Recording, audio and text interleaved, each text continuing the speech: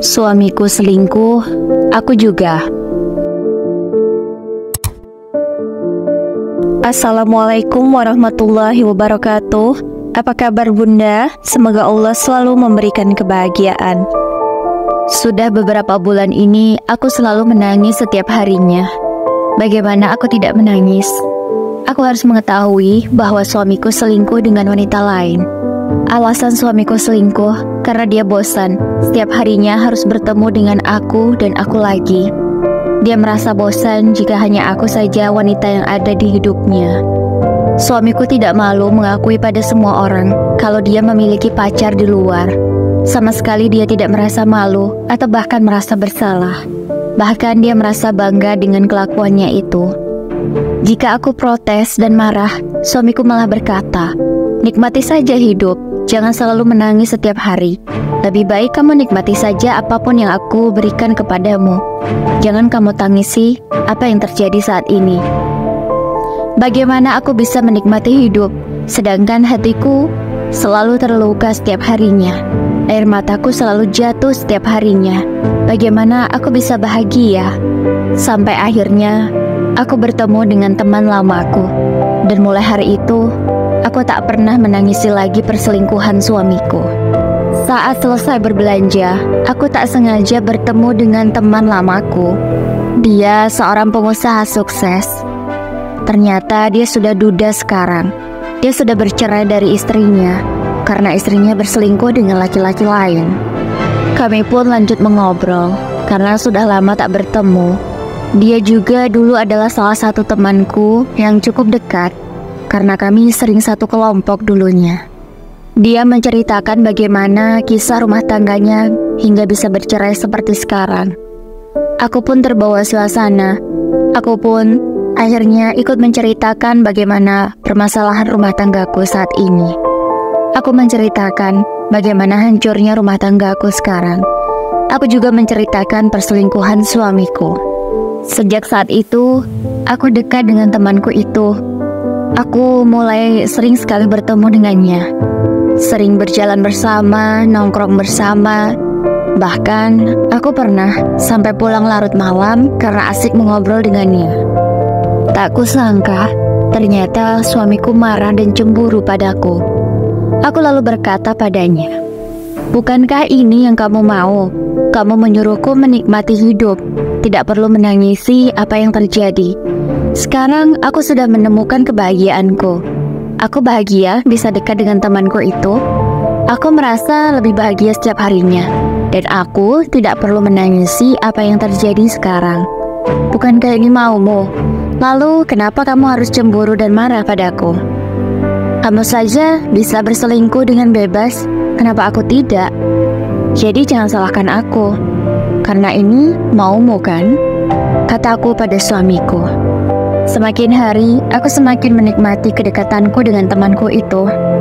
Kami merasa seperti saat masih muda dulu. Kami bisa berjalan kemanapun kami mau. Dan karena hal itu, suamiku semakin hari juga semakin posesif padaku. Dia selalu bertanya aku mau pergi kemana. Tapi aku tidak pernah peduli. Aku tetap pergi meskipun dia melarangku. Karena sejak saat itu, aku pun tak peduli lagi dengannya. Aku juga membiarkan dia jika dia ingin berselingkuh dengan pacarnya itu. Aku tak pernah melarangnya. Bahkan, aku menyuruh suamiku itu untuk menikahi pacarnya itu. Aku ikhlas dan memberi izin padanya. Suamiku sempat beberapa kali meminta maaf padaku, dan dia mengajakku liburan agar hubungan kami menjadi lebih baik. Namun, aku tak ingin sama sekali. Karena percuma, dia pun masih berpacaran dengan selingkuhannya itu. Aku semakin merajalela. Aku semakin dekat dengan temanku itu. Sama sekali aku tidak peduli dengan perasaan suamiku yang kecewa karena aku tak mau diajak liburan olehnya. Aku lebih menikmati waktuku bersama temanku itu daripada bersama suamiku. Aku ingin melakukan hal yang sama dengan apa yang suamiku lakukan. Dia lebih bahagia dengan pacarnya daripada aku. Aku juga bisa melakukan hal itu. Hingga puncaknya, saat sedang ada acara reunian, aku tak pulang ke rumah karena sudah larut malam. Lagi pula tempatnya juga sangat jauh dari rumah. Aku mengabari suamiku. Tentu ada temanku juga di sana. Kami reuni bersama-sama. Tiba-tiba setelah aku menelpon suamiku untuk meminta izin menginap, tak lama setelah itu, tiba-tiba suamiku datang. Dia datang dengan keadaan sangat marah.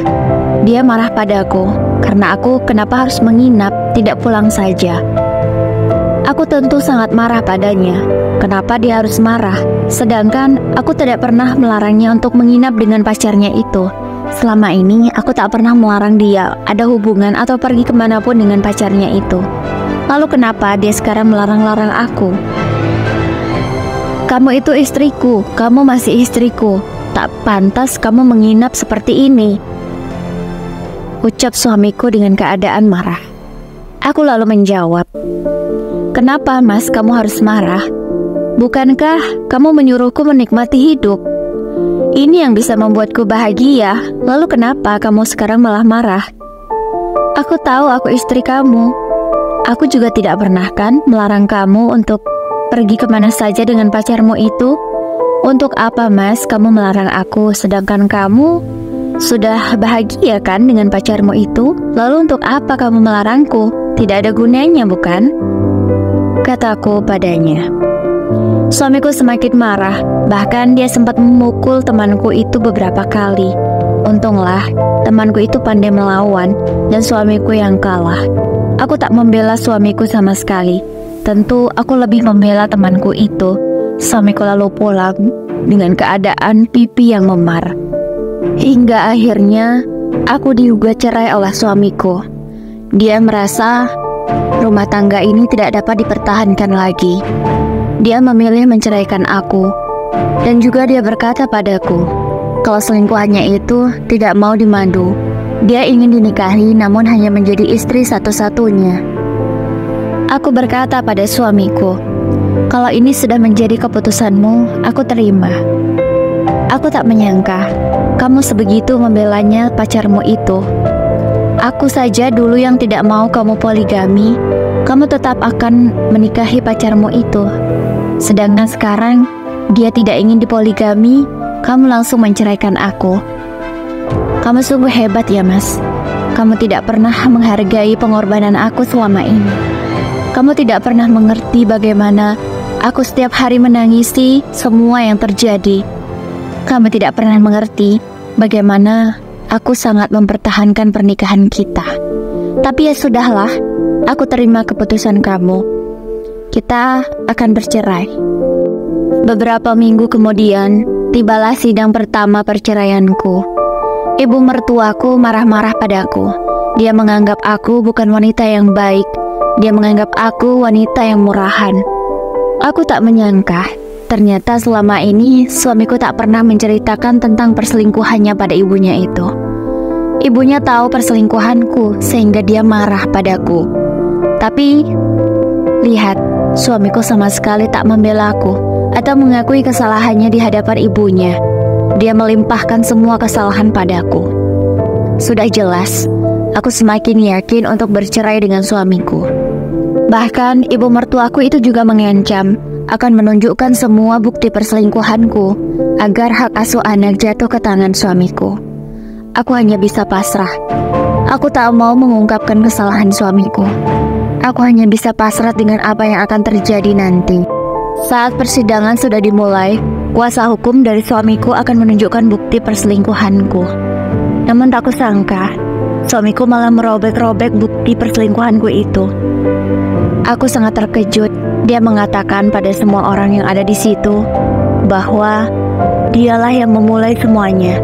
Dialah yang berselingkuh terlebih dahulu, sehingga aku juga melakukan hal itu.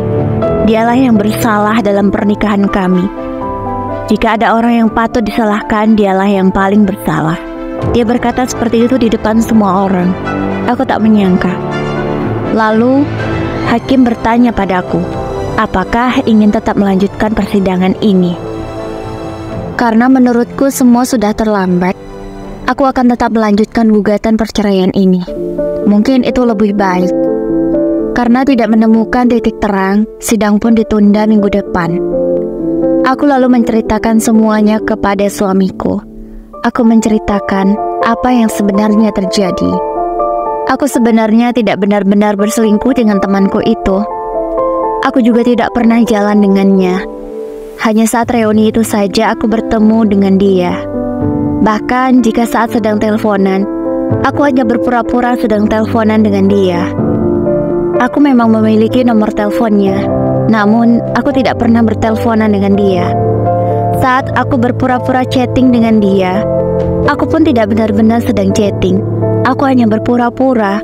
Aku sengaja mengatakan itu semua pada suamiku agar dia merasakan cemburu dan sakit hati. Aku ingin suamiku tahu bagaimana sakitnya dikhianati. Aku selama ini berpura-pura. Aku tidak benar-benar berselingkuh. Aku sengaja mengatakan itu pada suamiku agar dia merasakan sakit yang sama dengan apa yang aku rasakan. Aku tak sanggup berselingkuh dari suamiku. Aku sangat mencintai suamiku dan aku sangat menghormatinya. Tujuanku berselingkuh pura-pura agar rumah tanggaku bisa bertahan dan aku bisa mengembalikan suamiku lagi. Tapi apa? Suamiku malah melakukan ini. Dia malah benar-benar menceraikan aku.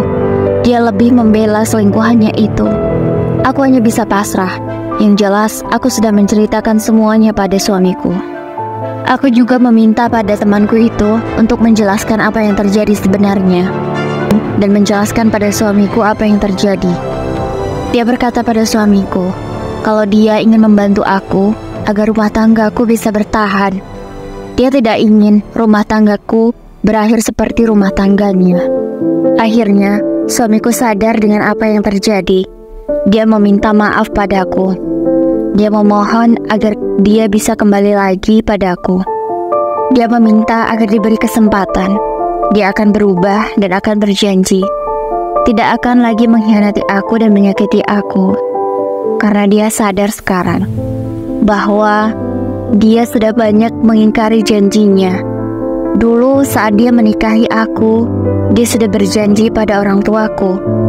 Dan juga dia sudah berjanji pada Allah untuk membahagiakan aku. Jadi, dia tidak ingin membuatku sakit hati lagi. Dia memohon agar aku mau memaafkannya. Aku memang masih sangat sakit dengan perilaku suamiku, tapi aku juga masih sangat mencintainya. Rasa cintaku jauh lebih besar daripada rasa sakitku. Aku memaafkan suamiku. Aku berharap aku dan suamiku bisa kembali seperti dulu dan memperbaiki semuanya. Aku dan suamiku kembali rujuk. Aku dan suamiku menikah lagi. Demikian kisahku. Terima kasih yang sudah menonton. Semoga kalian selalu diberikan kesehatan. Jangan lupa subscribe ya. Wassalamualaikum warahmatullahi wabarakatuh.